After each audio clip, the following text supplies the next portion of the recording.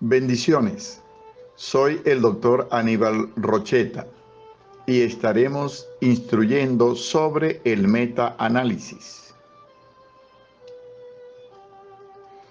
En este tiempo de pandemia, donde vivimos atiborrados de muchas publicaciones que requieren ser analizadas críticamente para tomar decisiones en base a una información que se acerquen a lo verdadero y que contengan el mínimo de sesgo o error, necesitamos herramientas como el metaanálisis para tomar decisiones diagnósticas, terapéuticas muy acertadas. De allí la importancia de abordar este tema, por lo demás muy complejo e interesante. Bienvenidos. Veamos el concepto entonces de lo que es un metaanálisis. El concepto es el siguiente. El metaanálisis es una revisión sistemática que combina estadísticamente los resultados de varios estudios independientes sobre un tema específico. Se denomina también análisis de un análisis estadístico. De manera que de toda la revisión narrativa, como vemos ahí en la diapositiva, una pequeña porción de las revisiones son revisiones sistemáticas. Es a través de un método que se hacen las revisiones sistemáticas para buscar respuesta a preguntas. Sin embargo, no todos esos resultados son tratados desde el punto de vista estadístico. No se le aplica una estadística. Cuando a una revisión sistemática, los resultados de esos estudios se explican a través de un método estadístico o se le hace un procedimiento estadístico, entonces estamos en presencia de un metaanálisis. De manera, pues, como ven en la diapositiva, que las revisiones sistemáticas pueden, ellas, una pequeña parte, terminar en metaanálisis.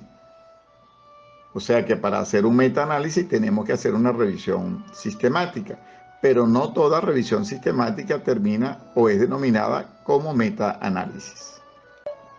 Acá les presentamos el protocolo de lo que es, cómo se realiza un metaanálisis. Comienza en la parte superior, en el centro tenemos la formulación de los objetivos. Seguimos con la búsqueda bibliográfica y tenemos allí entonces a la izquierda los criterios de inclusión y exclusión y a la derecha valoración de la calidad de los estudios. Luego seguimos con la recopilación de los datos, el análisis de heterogeneidad, la combinación de los efectos, la representación gráfica, las medidas de heterogeneidad, luego los análisis de sensibilidad, identificación del sesgo de publicación, conclusiones y recomendaciones. Este es el protocolo de cómo se debe realizar un metaanálisis. Comenzaremos con la formulación de los objetivos. Para formular correctamente una pregunta destinada a una revisión sistemática, debe incluirse en la misma 4 componentes, que es lo que ustedes ya conocen como pico o picor. El primero sería el tipo de sujeto o situación sanitaria o administrativa a estudiar, serían los pacientes. Luego tenemos la intervención, que sería el tipo de estudio, terapéutico, diagnóstico, de riesgo, de pronóstico o preventivo. Luego tenemos la C, que es la comparación, sería el tipo de control utilizado para la comparación.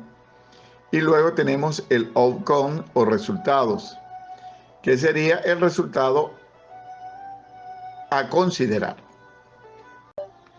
Para la realización de búsquedas bibliográficas puede partirse de fuentes informales, fuentes primarias y fuentes secundarias.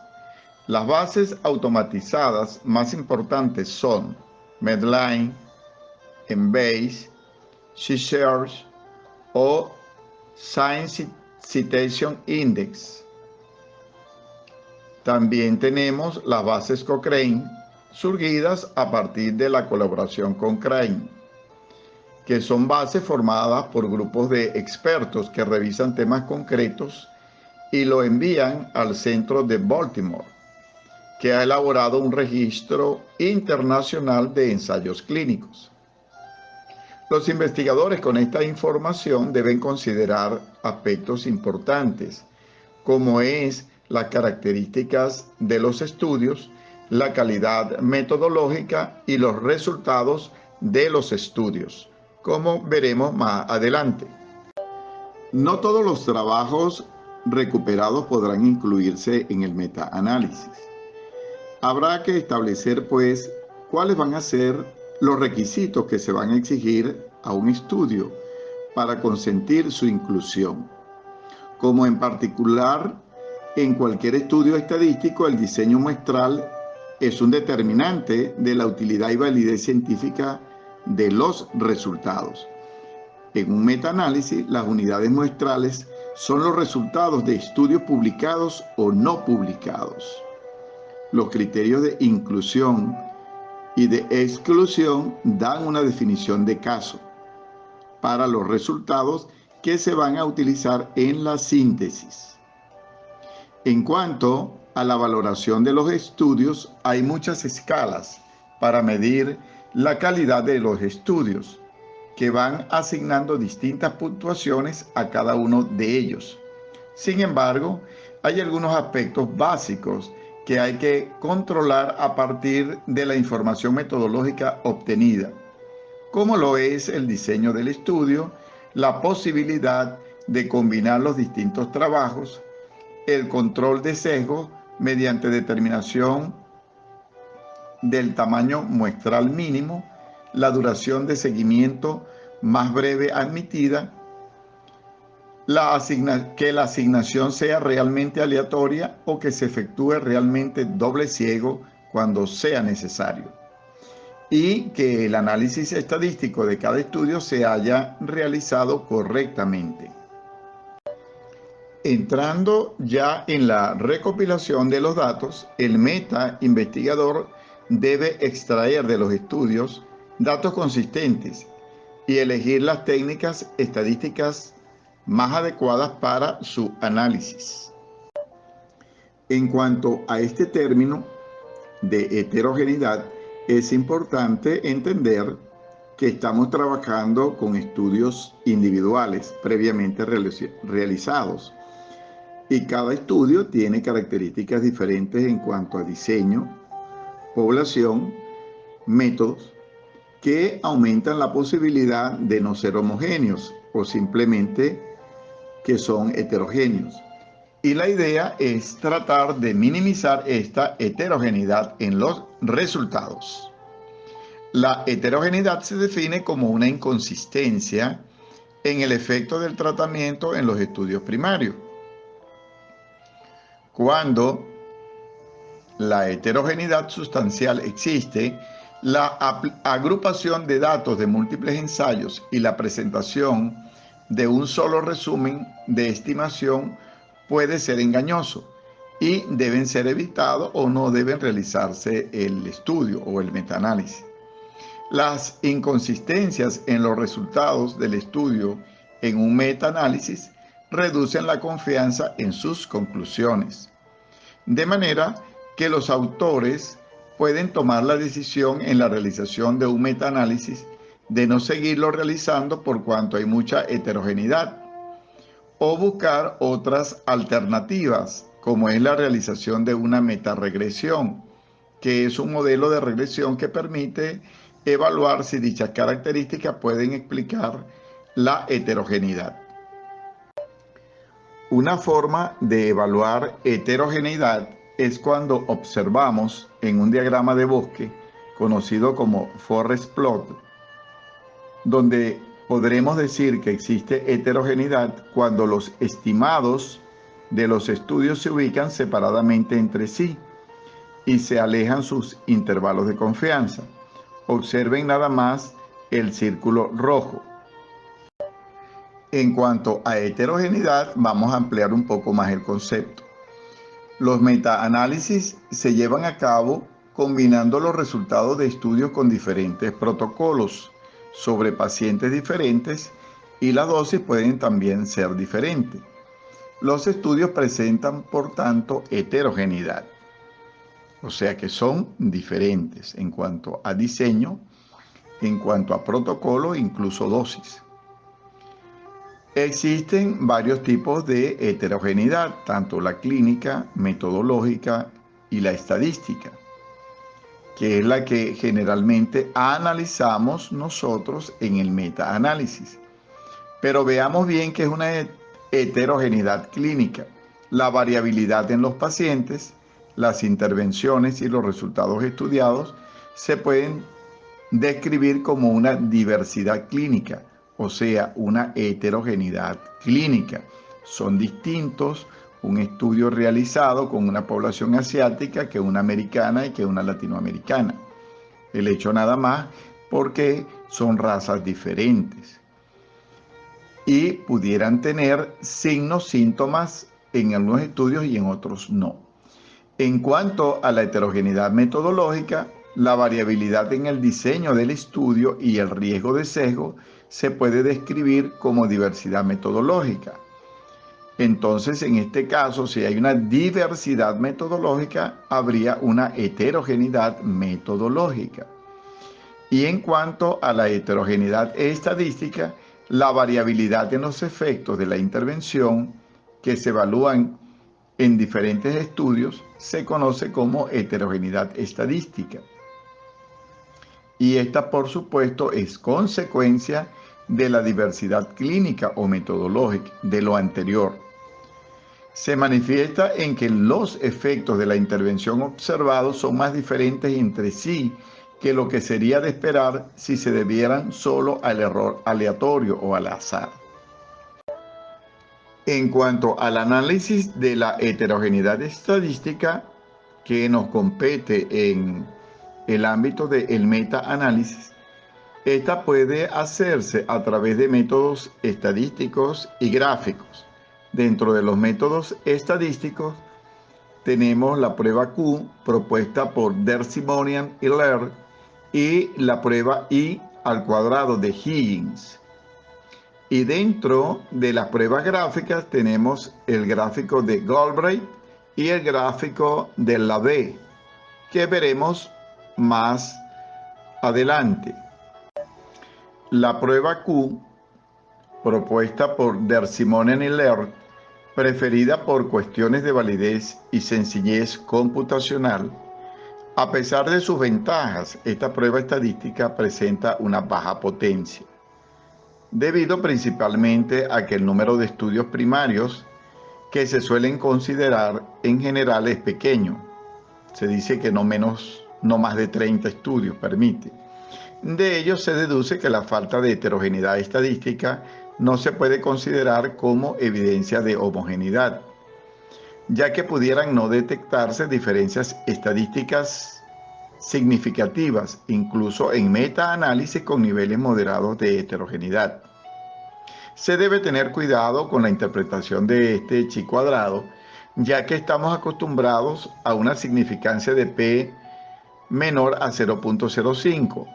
Aquí en los metaanálisis, esta se aumenta un poquito más, ya que no obedece al azar o al error de muestreo. En caso del metaanálisis, va a existir heterogeneidad cuando el valor de P es menor a 0.10 y no hay heterogeneidad cuando el valor de P es mayor a 0.10. Entonces, esto es lo que debemos tomar en cuenta. Otro método estadístico es el I cuadrado o la método estadístico de Higgins. Este describe el porcentaje de variabilidad en las estimaciones del efecto que se debe a la heterogeneidad más que al error de muestreo o azar. Los umbrales para la interpretación de la estadística I cuadrado pueden ser engañosos, ya que la importancia de la inconsistencia puede depender de varios factores. Una guía aproximada en el contexto de los metaanálisis de ensayos aleatorios es la que está ahí a continuación, que dice que de 0 a 40 puede que no sea importante, de 30 a 60 representa una heterogeneidad moderada, de 50 a 90 una heterogeneidad sustancial y de 75 a 100 una heterogeneidad considerable. La importancia del valor observado de I cuadrado depende, uno, de la magnitud y dirección de los efectos y dos, de la fuerza de la evidencia de heterogeneidad. Por ejemplo, el valor de P de la prueba de chi cuadrado o un intervalo de confianza para I cuadrado. La incertidumbre en el valor de I cuadrado es sustancial cuando el número de estudios es pequeño. Entonces debemos tener cuidado. Aquí les presento el gráfico de Galbraith. Este gráfico podemos observar que en el eje de las abscisas o eje de las X está la precisión de cada estudio y en el eje de las Y o de las ordenadas está el efecto estandarizado y existen allí tres líneas. La línea que está en el centro representa la línea de regresión ajustada. Cada punto representa los estudios. Y van a existir dos líneas que son las bandas de confianza. De manera que cuando un estudio esté fuera de estas bandas de confianza, esos estudios son los que están trayendo en consecuencia la heterogeneidad en las conclusiones. De manera que este gráfico nos permite a nosotros saber determinar si existe heterogeneidad o no en un estudio, sobre todo entendiendo que los métodos estadísticos tienen también sus limitaciones. Ya saben entonces que todos los estudios que caen fuera de estas bandas son los que más van a contribuir a la heterogeneidad. Por otra parte, la posición de los estudios en el eje de las abscisas o X permite identificar visualmente aquellos que tienen un mayor peso en el metaanálisis. El gráfico de Galbraith también puede utilizarse para detectar fuentes de heterogeneidad al etiquetar los estudios por diferentes variables, tales como el año de publicación. Entonces esto nos permite ir siendo como divisiones por grupo en el mismo estudio o interestudios. Aquí les presento el gráfico de la B. Representa en este caso, por ejemplo, la tasa de eventos del grupo tratamiento frente a la tasa del grupo control. Por lo tanto, este gráfico solo se presenta cuando la variable respuesta es binaria, o sea, en un estudio de tipo binario, donde la respuesta es sí o no. Para poder explicar la heterogeneidad se necesita experiencia en clínica y epidemiología, así como experiencia en investigación. De manera que ya han visto ustedes hasta ahorita cómo desde el punto de vista estadístico y por gráfico hay ciertas limitaciones en la determinación de la heterogeneidad en los metaanálisis. En caso de que exista heterogeneidad en los estudios, bien sea estadística o clínica, se pueden adoptar varias actitudes. El metodólogo o la persona que está realizando el metaanálisis. Metodológicamente, la menos arriesgada sería no proceder a un resumen de los estudios primarios. Otra actitud consistiría en presentar una medida resumen, a pesar de la heterogeneidad que se haya encontrado. Si se toma esta decisión de presentar los resultados con heterogeneidad, es necesario advertir claramente sus limitaciones analíticas, limitaciones de interpretación, y acompañar dicha medida con una estimación de la variabilidad entre estudios, el coeficiente de variación entre estudios o un coeficiente de correlación intraclases. Es necesario también conocer que existen métodos combinados para la estimación de los resultados. Se llaman los modelos de efectos fijos y modelos de efectos aleatorios. Para la obtención de la medida resumen, los resultados de los estudios individuales son ponderados, generalmente por la inversa de su variancia o por la inversa del tamaño muestral, aunque también pueden aplicarse otros criterios adicionales como la calidad del estudio. La heterogeneidad entre los estudios puede tenerse en cuenta en el análisis al utilizar los modelos de efectos aleatorios o Random Effects Model, o no ser incluida si se utiliza un modelo de efectos fijos o Phased Effect Model. Vamos a aclarar un poco en esta diapositiva el modelo de efectos fijos. A la izquierda vemos los errores que aparecen en el modelo de efectos fijos. El modelo de efectos fijos dice que asume que existe un único efecto en la población y no tiene en cuenta la variabilidad de los resultados entre los diferentes estudios. Así, el tamaño del estudio y su propia varianza o variabilidad entre estudios son los únicos determinantes de su peso en el metaanálisis.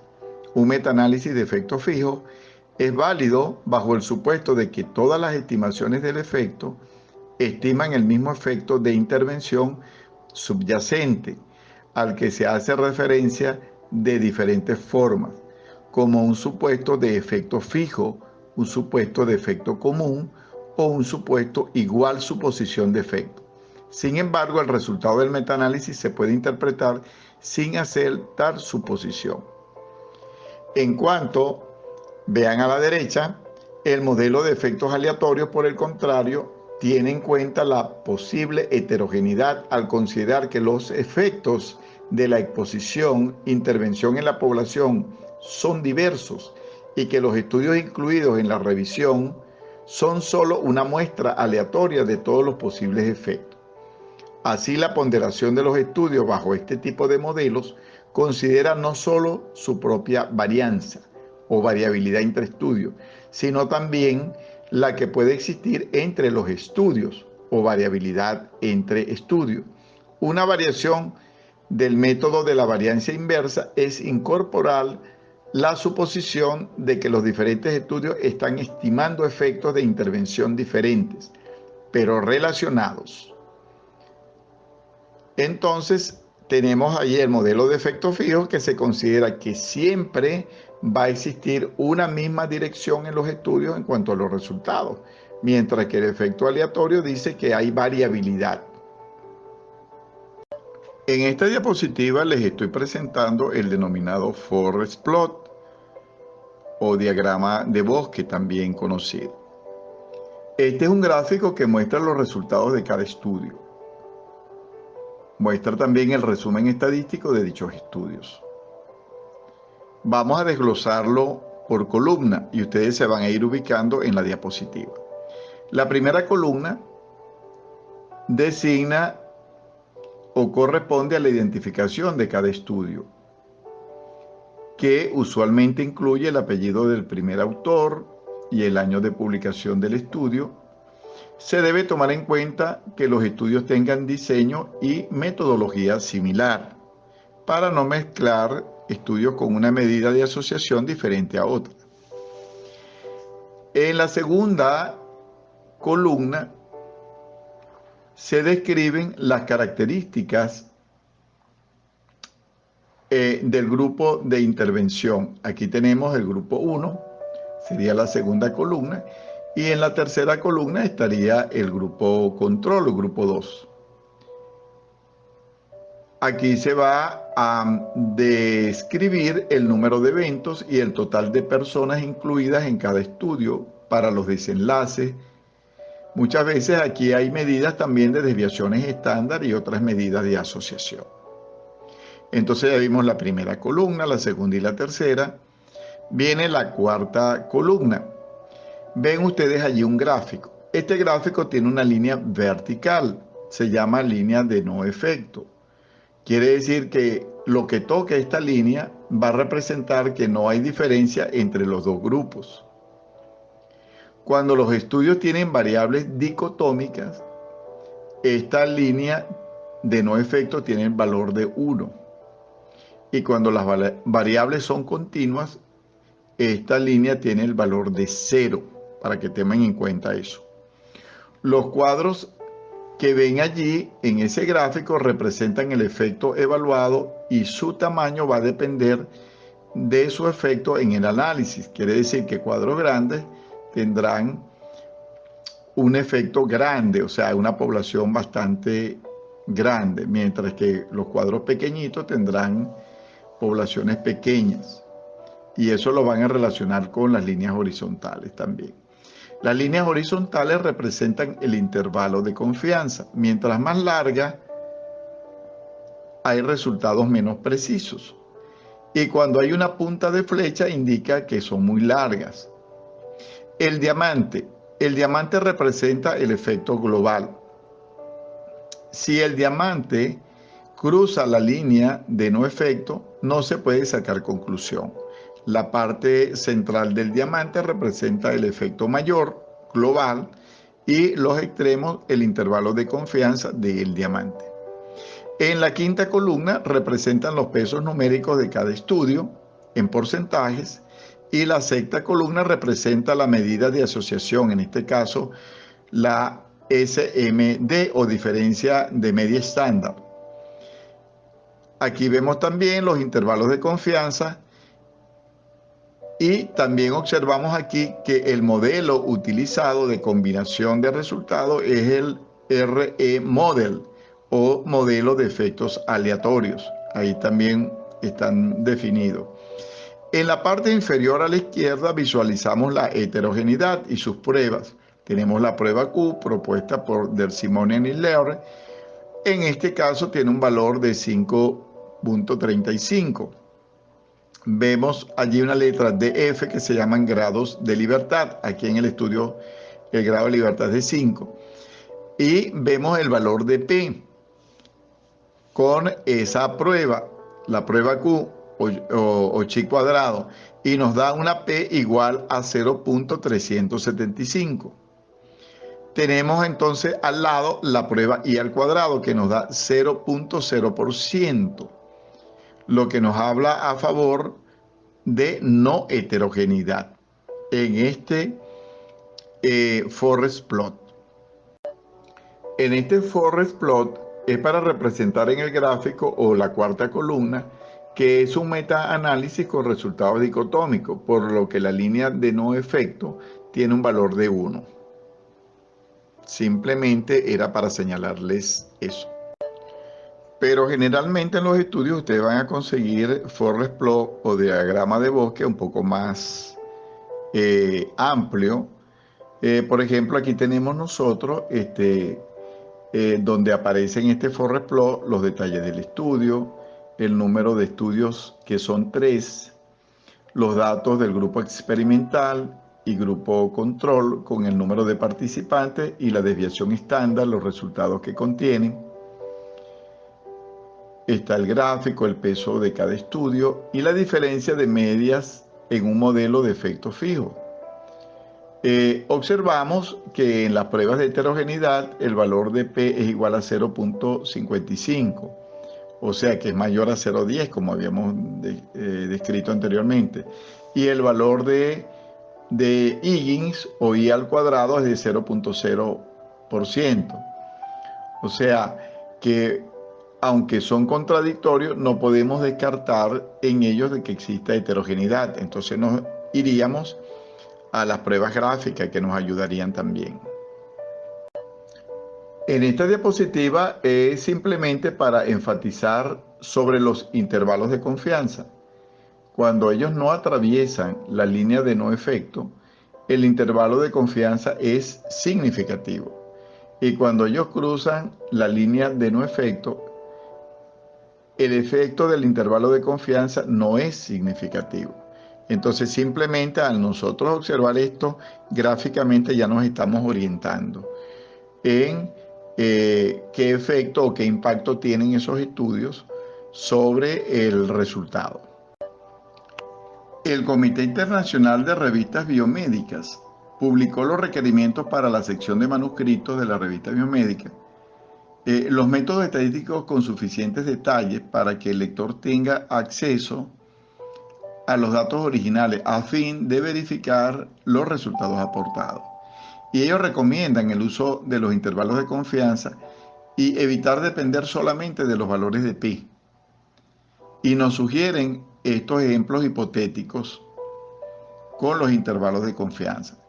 Así tenemos, fíjense allí, que un valor de intervalo de confianza de 0.4 a 0.7 este es estadísticamente significativo.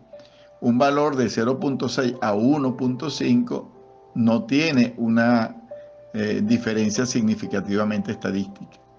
Y de 1.6 a 2.2 es estadísticamente significativo. Entonces, para que tomemos en cuenta esto también en cuanto a los intervalos de confianza. Y todos ustedes saben que cuando el intervalo de confianza es pequeño, que es significativo, es porque el tamaño muestral es grande, suficiente.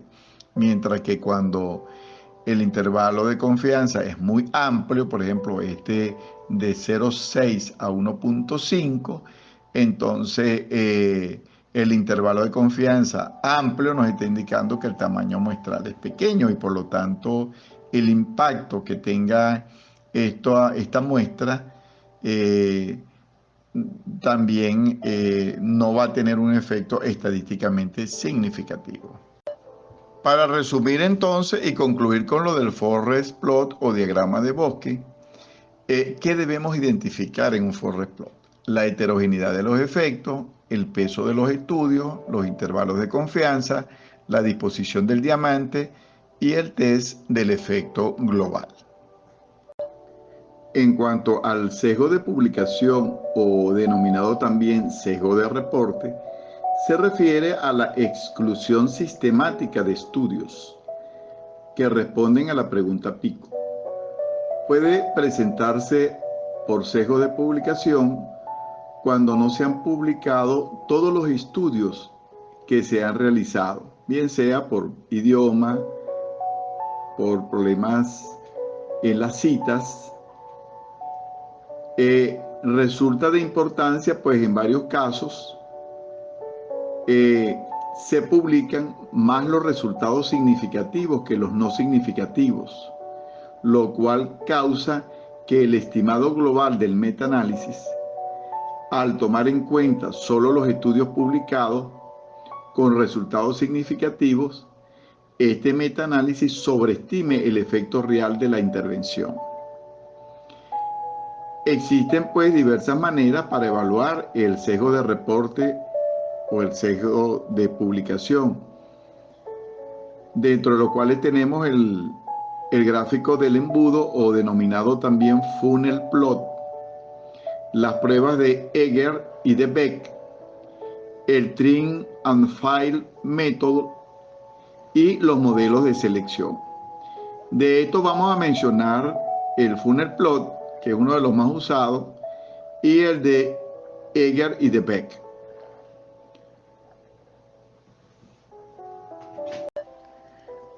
El funnel plot es un gráfico de dispersión de los estudios que se construye a partir de un metaanálisis. Los estudios están representados por un punto. En el eje de las abscisas se presenta el tamaño del efecto de los estudios, bien sea por riesgo relativo o radio, hazard radio, entre otros. Además, se puede apreciar que de esta se traza una línea vertical punteada que representa el valor puntual del estimado global del metaanálisis. No debemos confundir esta línea con la línea de no efecto. De la parte superior, están viendo ahí en el gráfico en la parte izquierda, de la parte superior de la línea vertical se proyectan dos líneas oblicuas hacia la derecha e izquierda, las cuales solo sirven de referencia para formar un embudo invertido. Es lo que se denomina en inglés el funnel o embudo. Y en el eje de las ordenadas se representa el error estándar. De manera que los estudios con menor error estándar están en la parte superior del gráfico. Cabe recordar que el error estándar está inversamente relacionado con el tamaño de la población evaluada.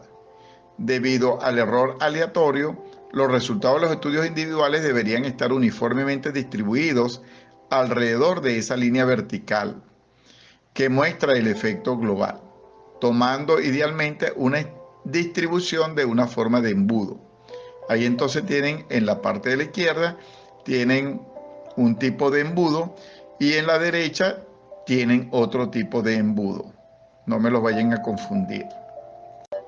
En esta diapositiva tenemos el test de Beck con un valor de P igual a 0,141, lo que nos indica que no hay sesgo de publicación, ya que sería interpretado como sospechoso de sesgo de publicación cuando este sea menor que 0,10. Y en esta diapositiva podemos apreciar el test de Egger, considerado como el test más sensible para publicación con respecto al de Beck. Y tenemos aquí un valor de P igual a 0,628, lo que nos habla que es mayor a 0,10. Y por lo tanto no hay sesgo de publicación. Habría sesgo de publicación cuando el valor de P fuera menor a 0,10. Entonces, para que tengan y conozcan estos dos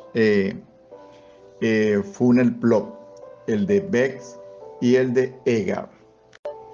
Es importante también que cuando realicemos un metaanálisis, es posible que el metaanalista se dé cuenta de que algunos de los estudios incluidos son diferentes al resto, por tener mayor riesgo de sesgo, por haber sido realizados en otra población.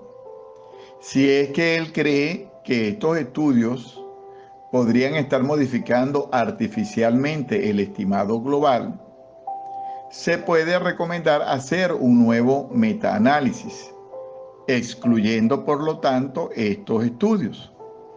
Este tipo de análisis se conoce como análisis de sensibilidad y deben ser tomados con cautela debido a que usualmente son análisis no planeados y los autores de los metaanálisis pueden forzarlos para obtener un resultado conveniente. Entonces es importante saber de que existe esta herramienta. Bueno, acá les quiero comentar sobre lo que se denomina prisma. ¿Qué es prisma? Es importante que usted conozca. Es un conjunto mínimo de elementos basados en evidencia para informar en revisiones sistemáticas y metaanálisis. El prisma se centra principalmente en el informe de revisiones que evalúan los efectos de las intervenciones, pero también se puede utilizar como base para informar revisiones sistemáticas con objetivos distintos a la evaluación de intervenciones. Por ejemplo, evaluar la etiología, la prevalencia, el diagnóstico o el pronóstico. ¿Quién debería usar prisma? Autores. El prisma tiene como objetivo ayudar a los autores a mejorar la presentación de informes de revisiones sistemáticas y metaanálisis. También a revisores y editores de revistas. El prisma también puede ser útil para la evaluación crítica de revisiones sistemáticas publicadas, aunque no es un instrumento de evaluación de la calidad para medir la calidad de una revisión sistemática, pero sí es una herramienta importante o una organización importante que ayuda, asesora a cómo se debe publicar, a cómo se debe presentar en una publicación una revisión sistemática y un metaanálisis. Importante que ustedes conozcan esto. Bueno, en esta diapositiva les entrego dos emblemas importantes. El de la izquierda es el logotipo de la colaboración Cochrane, que es una organización sin ánimo de lucro que reúne a un grupo de investigadores de ciencias de la salud, más de 30.000 voluntarios en más de 90 países, que aplican un riguroso y sistemático proceso de revisión de las intervenciones en salud. Fue fundada por Laine Chalmers en 1993 y precisamente este logo representa lo que es un metaanálisis. El Lo otro que está a la derecha es lo que se denomina el logo del metaanálisis en red. ¿Qué es un metaanálisis en red? Esto ya tiene varios años y actualmente tiene una gran utilidad. El metaanálisis en red, que sería parte pues, de otra clase, también es llamado comparaciones mixtas de tratamiento. Es una poderosa técnica estadística que combina diferentes estudios para realizar el análisis de tratamientos múltiples o estimar un efecto indirecto en ausencia de una comparación directa.